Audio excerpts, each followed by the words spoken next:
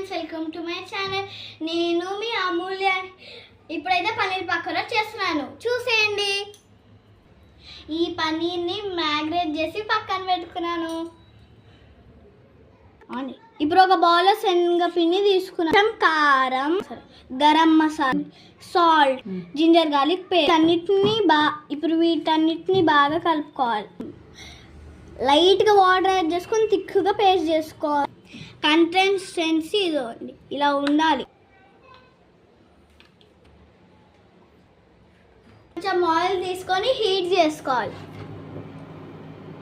ఇప్పుడు ఈ పన్నీర్ పీసెస్ ఇందులో వేసుకొని దీనిపైన యాడ్ అయ్యేలాగా మొత్తం కలిపిస్తాం. ఇది ఆయిల్ యాడ్ చేయాలి. మా సిస్టర్ కూడా ఒక డిప్ వేస్తుంది. ఖాళీగా పెట్టుకోవాలి. ఫ్రెండ్స్, మన taste paneer pakodi curry ready. ఇదిగోండి ఈ కర్రీ. ఇది ఈవినింగ్ స్నాక్. మీరు కూడా ఈ స్నాక్స్ ట్రై చేస్తారనుకో కామెంట్స్లో చెప్పండి. చాలా బాగా వచ్చింది, చాలా టేస్టీగా ఉంటుంది. మీకు తిని చెప్తాను. టేస్టీ పన్నీర్ పకోడీ రెడీ, తిని చెప్తాం. చాలా బాగుంది, సూపర్. మీరు కూడా smile. I don't like sausage.